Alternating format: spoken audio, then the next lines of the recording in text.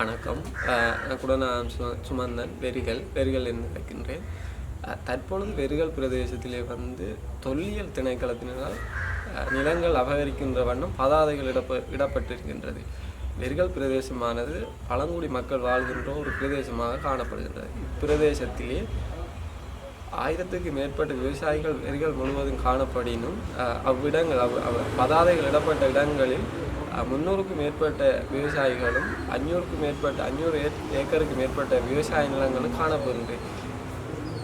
எமது பிரதேச மக்களின் ஜீவனோபாய தொழிலாகவே விவசாயத்தை மேற்கொண்டு வருகிறது. இந்த விவசாய தொழிலை இடைநிறுத்துவதற்காக இவ்வாறான தொல்லியல் திணைக்களை இவ்வாறான பதாதைகளை இட்டு இதற்கு முன்னரும் நாட்டில் இவ்வாறான வேலைப்பாடுகள் நடந்திருக்கு. இப்போது ஆரம்ப கட்டத்தில் தற்பொழுது பதாதைகள் இடப்படுகின்ற. இதன் பின்னர் விவசாய நிலங்கள் அபகரிக்கப்படும். அதன் பின் அவ்விடங்களுக்கு விவசாயிகள் செல்வதற்கு தடை விதிக்கப்படும். அதனால் விவசாயிகளின் ஜீவனோபாய தொழிலே பாதிப்படைகிறது. எனவே அரசு அதிகாரிகள் இவ்வாறான விடயங்களை கருத்தில் கொண்டு இதனால் தமிழ் மக்கள் சிங்கள மக்களுக்குரிய தொடர்ந்து முரண்பாடுகள் ஏற்படுகிறதை தவிர்த்து இனமுறுகள் தான் தொடர்ந்து ஏற்பட்ட வண்ணம் இருக்கின்றதை தவிர்த்து ஒற்றுமை என்பது பேச்சளவிலே காணப்படுகின்றது.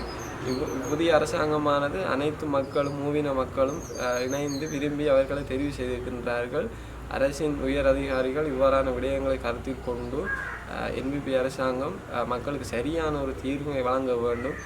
நாட்டின் பொருளாதாரம் தற்பொழுது பின்னடைவில் இருக்கின்றது. இவ்வாறான செயற்பாடுகளினால் ஒவ்வொரு இடங்களிலும் இவ்வாறான தொல்லியல் திணைக்களத்தின் பதாதைகளை இட்டு 500-600 ஏக்கர்களை அவர்களின் வசப்படுத்தும் போது பொருளாதாரமானது இன்னும் பின்னிலையிலே செல்கின்றது. விவசாயிகள் பெரிதும் பாதிக்கப்படுகின்றார்கள்.